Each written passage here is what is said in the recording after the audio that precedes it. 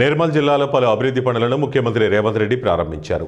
అనంతరం నిర్మల్ పట్టణంలోని ఎన్టీఆర్ స్టేడియంలో ఏర్పాటు చేసిన బహిరంగ సభలో పాల్గొని ప్రసంగించారు. ఆదిలాబాద్ జిల్లా అంటే నాకు ప్రత్యేకమైన అభిమానం. ఈ జిల్లాకు ఘనమైన పోరాట చరిత్ర ఉంది. ఉమ్మడి రాష్ట్ర పాలకులతో పాటు గత 10 ఏళ్ల బీఆర్ఎస్ పాలనలోనూ ఆదిలాబాద్ జిల్లా అన్యాయానికి గురైంది. బీఆర్ఎస్ నేతలు పట్టించుకుని ఉంటే చకానా కొరాటా ప్రాజెక్టు ఎప్పుడో పూర్తయ్యేది.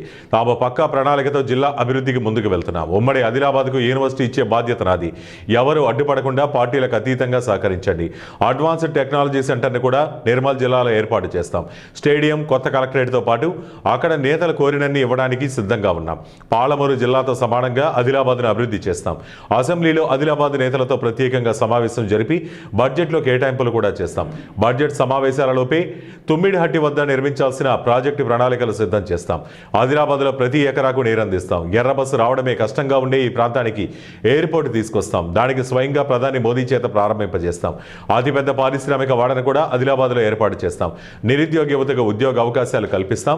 ఎన్నికలు వచ్చినప్పుడు రాజకీయాలు చేద్దాం, కానీ ఎన్నికలు ముగిసిన తర్వాత అందరం కలిసి అభివృద్ధికి కృషి చేద్దాం.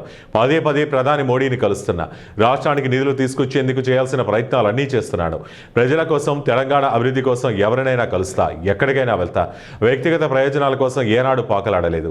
అడగకపోతే అమ్మ కూడా పెట్టదు అంటారు. అందుకే ప్రతిసారి వెళ్లి పరిస్థితిని మోడీకి వివరించి అభివృద్ధికి సహకరించండి అని మోడీని కోరుతున్నారన్నారు.